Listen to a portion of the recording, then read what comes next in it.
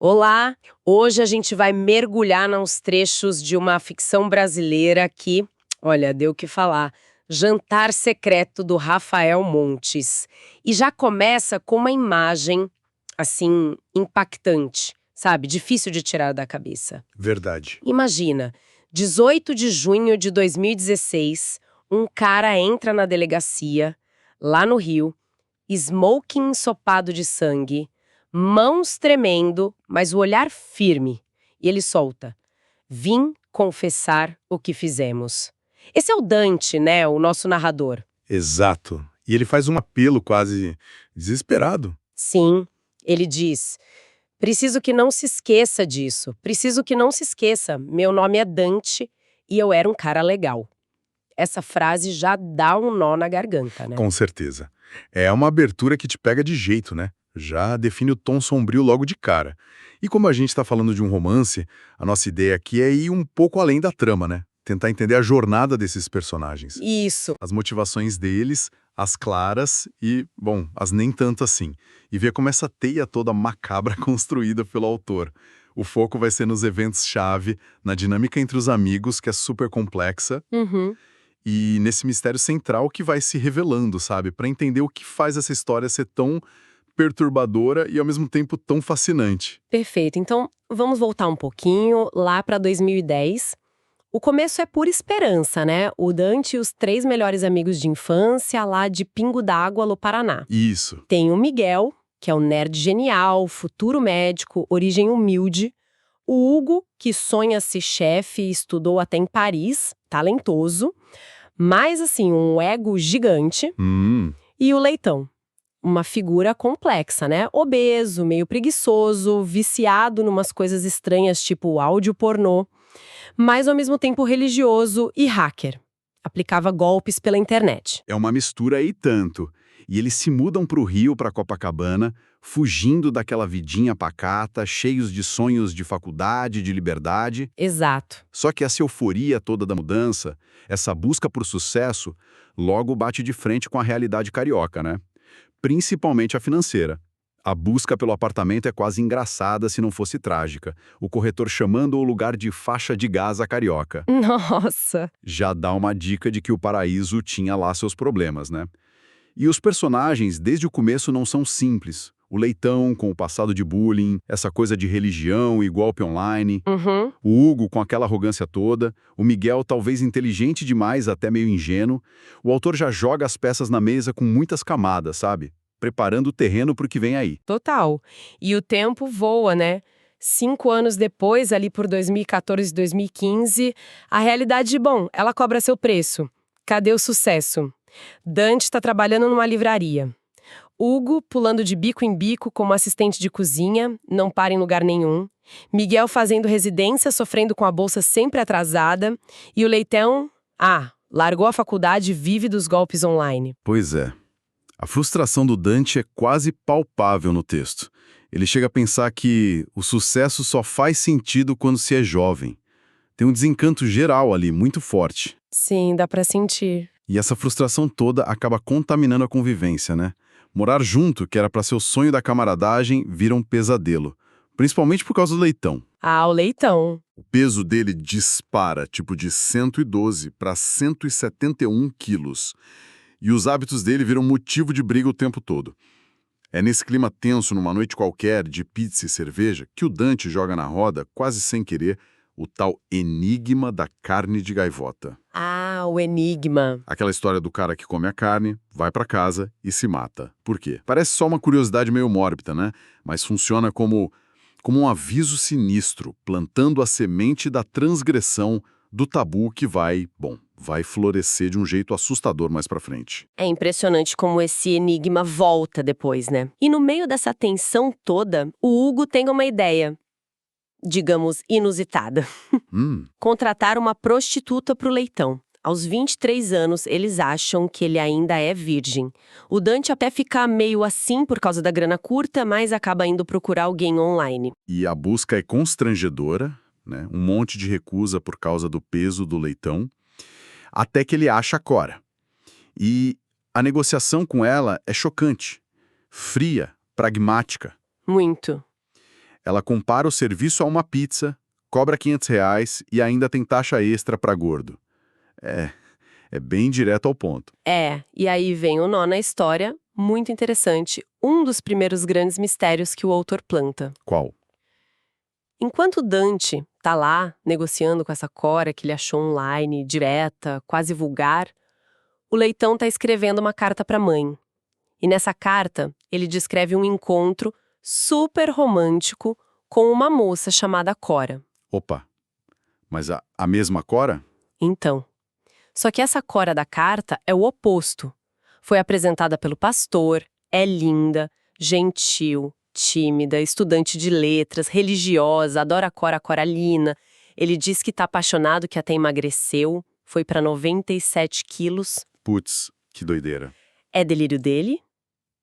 Ou a Cora já tá manipulando tudo. Ou é uma pista falsa. Essa dualidade é muito perturbadora, sabe? Cria uma tensão na hora sobre quem é essa Cora de verdade. Totalmente. Deixa a gente com uma pulga atrás da orelha, como se diz. E como se não bastasse essa tensão entre eles, vem a crise econômica brasileira para piorar tudo. Ah, sim. A bolsa do Miguel atrasa de vez, o Hugo é demitido depois de xingar o chefe, né? O Dante morrendo de medo de perder o emprego na livraria, a corda aperta para todo mundo. E aí vem a bomba. Exato. O corretor liga cobrando e o Dante descobre o Leitão gastou 6 meses de aluguel. Quase R$ 26 mil de dívida, com a tal Cora. Com a Cora. É o que ele diz. E o despejo ali batendo na porta. Ameaça real e imediata. Nossa, que situação. É o cenário perfeito para o desespero, né? Pressão financeira no limite, convivência péssima, sonhos frustrados. Tudo isso cria um ambiente onde umas decisões que pareciam impensáveis começam a parecer, talvez, a única saída. É a necessidade falando mais alto, né? Empurrando para além dos limites. Exatamente. E quem aparece com a solução milagrosa? O Hugo. Hugo, claro. Ele propõe usar uma plataforma online, jantarsecreto.com, para fazer uns jantares pagos lá no apartamento e levantar a grana da dívida. O plano inicial até soa meio empreendedor, dadas as circunstâncias, né? O Hugo na cozinha com um menu mais chique, corteiro e tal, Dante recebendo o pessoal, Miguel, meio contrariado, fazendo as compras específicas. E o Leitão? O Leitão, expulso da cozinha, ia cuidar do site e da divulgação. A meta era cobrar R$ 500 por pessoa, 10 lugares. Daria uns 4 mil de lucro por noite. Precisariam de uns 7 jantares para quitar a dívida. Parece um plano até razoável, né? Para sair do buraco, Parece. quase normal dentro do contexto deles. Mas a normalidade nesse livro dura pouco. O que começa como uma saída prática vai descambar para o grotesco muito rápido. E o gatilho é, ironicamente, uma brincadeira do Leitão. Ah, lá vem ele. É impressionante como o autor usa essa figura dele, que parece meio passiva, até engraçada às vezes, para iniciar o horror de verdade. E o que ele apronta? Bom, o Leitão, talvez inspirado lá no Enigma da Gaivota, ou só para zoar mesmo, anuncia no site um jantar super exclusivo. Carne humana. Preço R$ 3 mil por pessoa. O quê? Ele fez isso? Desce. 10 pessoas aceitam e pagam adiantado. R$ 30 mil depositados numa conta que o Leitão, claro, hackeou. Meu Deus, 30 mil. A partir daí não tem mais volta. O dilema moral explode no grupo. O Miguel, o futuro médico, fica apavorado. Canibalismo, polícia, a monstruosidade da coisa toda. Imagina o pânico dele. Já o Leitão, surpreendentemente frio, fala: impossível de rastrear, minimiza tudo. E o Hugo, talvez pelo ego de chefe querendo chocar ou, sei lá, defende a ideia com uma lógica distorcida, assustadora. Por trás de cada prato existe a morte. Que pesado. E o Dante? O Dante, ele admite. O dinheiro fácil seduziu. A solução mágica para todos os problemas financeiros ali, na mão. A votação é rápida. 3-1, vão fazer o jantar. Com carne humana de verdade, como o Hugo insistiu. Caramba! Que decisão! Tomada ali, no meio da sujeira das contas vencidas. E agora? A questão mais sinistra. Como conseguiu o o ingrediente. O plano que eles armam é quase de filme B, mas assustadoramente prático. Roubar um corpo recém-falecido de um hospital público. Meu pai. Dante iria de jaleco fingindo ser médico. Hugo esperando no carro velho deles, o Verona Bukowski. Leitão usando as habilidades de hacker para achar um óbito recente. E o Miguel, mesmo de plantão, ficaria fora da ação direta. E a lista de compras para isso? Surreal. Permissão falsa, placa de carro fria, cadeira de rodas, um MP3 com som de tiroteio para distrair e uma faca de açougueiro. Que horror! E eles conseguiram? Conseguiram. Por mais absurdo que pareça, o plano dá certo. Eles roubam o corpo de uma senhora de 60 anos que tinha acabado de morrer de hemorragia interna. Esse ato, cruzar essa linha do roubo de cadáver, marca um ponto sem retorno para eles.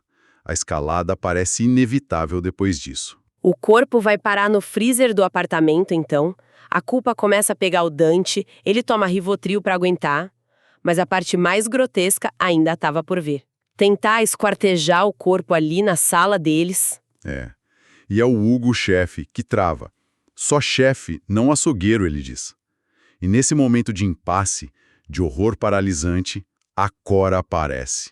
Do nada. A Cora de novo. A chegada dela é um ponto de virada total. Ela não demonstra choque, nem nojo. Pelo contrário, assume o controle com uma frieza técnica que assusta. Fala de sangria natural, dos melhores cortes, como se fosse um boi. Meu Deus! Exige 10% do lucro e pede uma ferramenta. Uma motosserra. Uma motosserra. Sim. E a descrição que o Dante faz dela, usando a motosserra, que, detalhe, tinha adesivos infantis colados para desmembrar o corpo, com a cabeça da vítima ali na mesa de centro do lado de uma imagem de Nossa Senhora. É a profanação total. O sagrado e o profano, o infantil e o macabro, tudo misturado de um jeito brutal. É de embrulhar o estômago só de ouvir você falar. O Dante narra o próprio horror, a náusea, mas a coisa continua. Pro primeiro jantar oficial, ele até vai comprar louça nova, taça, flerta com o vendedor. Uma tentativa bizarra de normalidade no meio do caos. Sim. E os convidados chegam. Gente da alta sociedade carioca, ricos, excêntricos, o advogado Humberto Marcondes Machado, a socialite Albertina Terranova, nomes que parecem saídos de coluna social. O clima de ostentação, o ego, uma competição de quem tem as histórias mais transgressoras. E a degustação. Enquanto Dante não consegue nem provar, os convidados reagem com um êxtase quase obsceno. A descrição da satisfação deles comendo carne humana é profundamente perturbadora. O autor parece explorar um lado muito sombrio do desejo humano pela experiência limite, sabe? Aquela transgressão que o dinheiro supostamente pode comprar. É uma crítica muito forte, né? A essa elite que busca sensações cada vez mais fortes, perdendo qualquer limite. Exato. E a noite não acaba tranquila. 2 convidados, Cássio Geller e Gustavo Helbas, ficam enojados, percebem algo estranho, tentam ir embora. Mas Humberto Marcondes de Machado saca uma arma e impede. Armado? No jantar? Sim, e é o Dante quem contorna a situação. Finge que vai trocar os pratos deles por carne de boi, mas serve mais carne humana. Eles comem, enganados, e vão embora. No final, Humberto fala pro Dante que percebeu a farsa. Gosto de gente esperta. Isso mostra que o perigo não vem só da ilegalidade, mas dos próprios participantes. Nossa, que tenso. Quer dizer que os convidados não eram só espectadores. Não mesmo.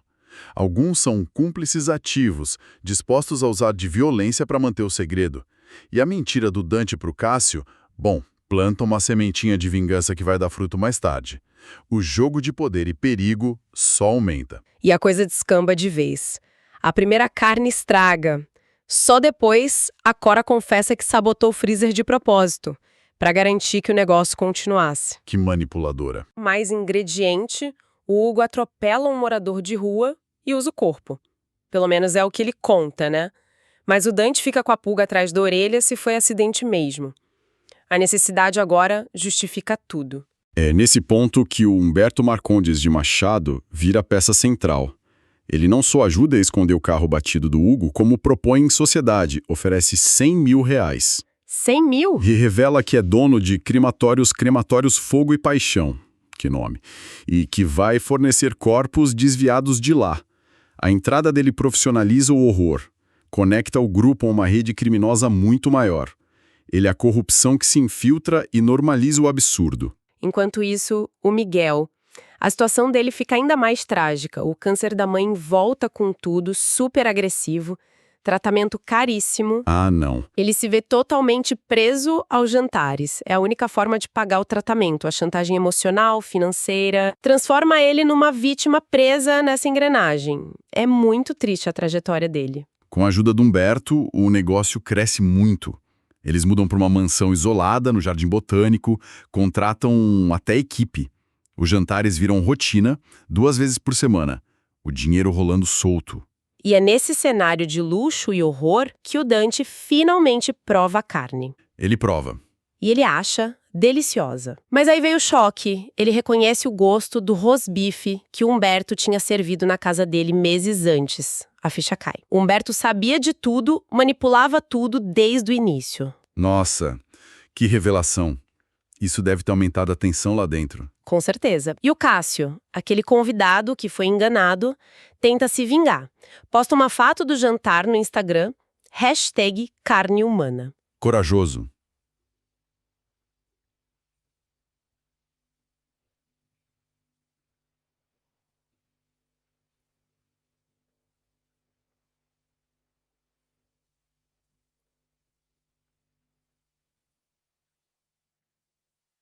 Apagarem o post. Pouco depois, Cássio desaparece.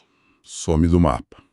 Previsível, né? Dante pressiona Humberto sobre um tal Vladimir, que seria o chefão por trás de tudo. Mas Humberto desconversa, fala em lavar dinheiro, sugere criar uma editora de fachada, editora Carne de Gaivota, para publicar os poemas da Cora. Só cortina de fumaça. E a trama se complica mais ainda com outro sumiço. Ruth, uma jornalista investigativa.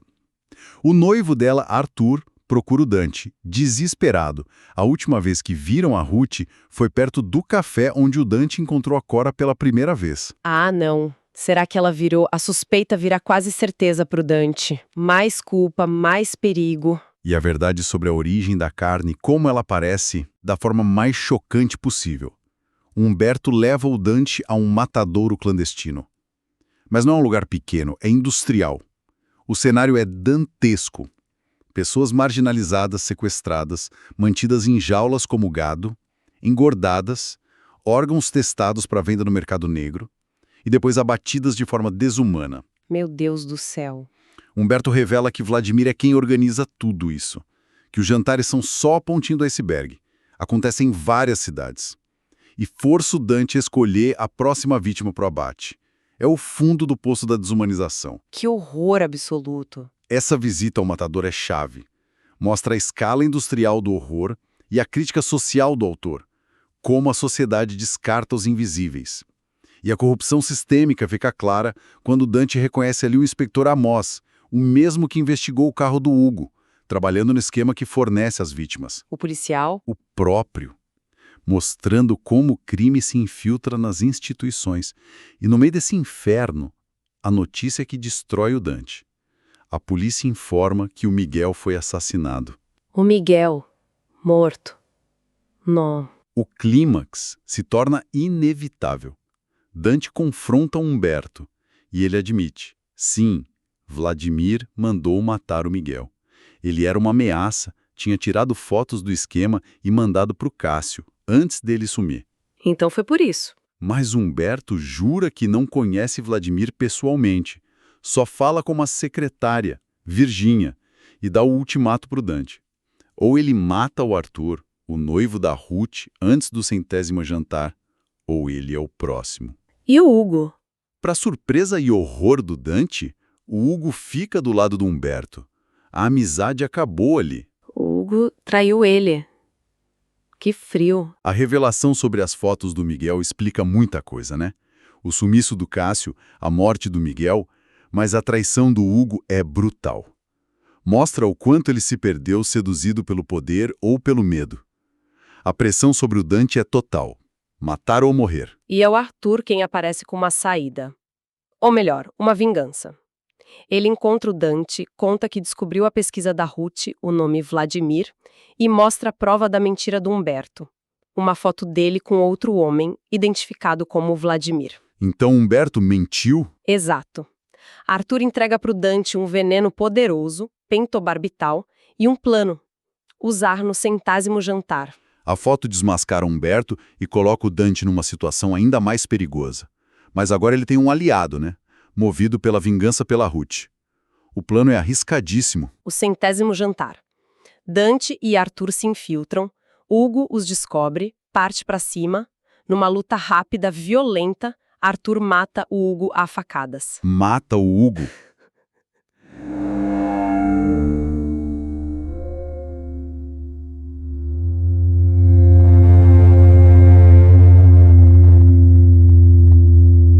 Dante, em choque, ajuda a esconder o corpo do amigo. E aí, o plano de Arthur. Dante serve o prato principal envenenado para os convidados que estavam lá desde o primeiro jantar.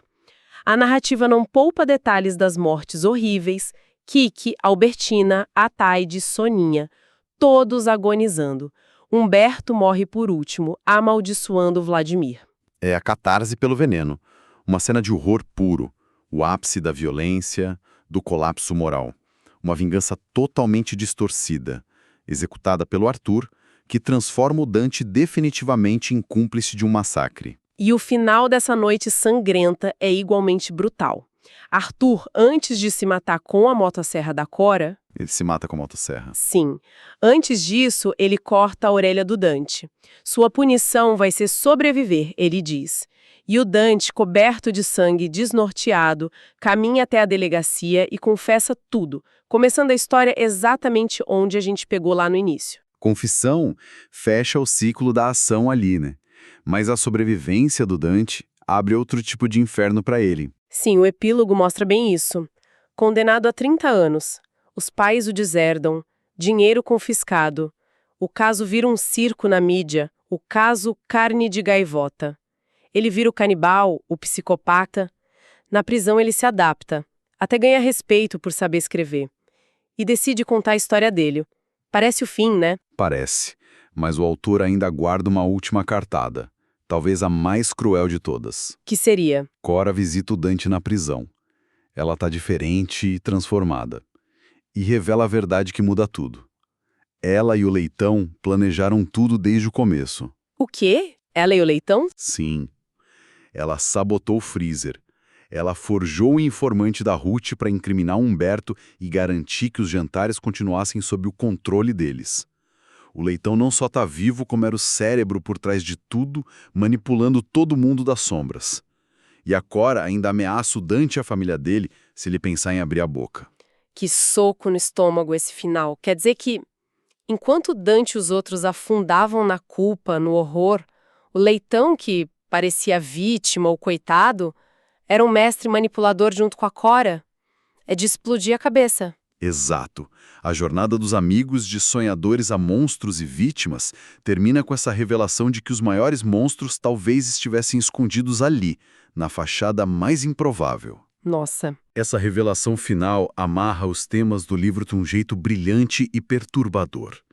A fragilidade moral diante da necessidade, da ganância, a facilidade com que o horror vira normal, a crítica social sobre como a gente trata os marginalizados, até o consumo em si, a natureza viciante da transgressão. E, no fim, a constatação assustadora de que a maldade mais fria, mais eficaz, pode vir de onde a gente menos espera, mascarada de fraqueza, de ingenuidade. Fica aquela pergunta no ar, então, essa revelação sobre o Leitão e a Cora, né? Sobre a mente por trás da monstruosidade estar escondida na figura que parecia a mais inofensiva. Isso não sugere que talvez a maior ameaça não seja o mal óbvio, mas aquele que se disfarça, que manipula nossas expectativas, nossa percepção de quem é vítima e quem é algoz? É uma reflexão muito poderosa para a gente levar dessa história, né?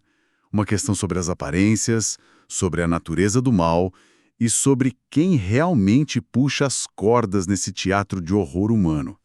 E claro, lembrando que essa nossa análise se baseou nos trechos que recebemos da obra Jantar Secreto de Rafael Montes, uma leitura que, sem dúvida, provoca e incomoda bastante.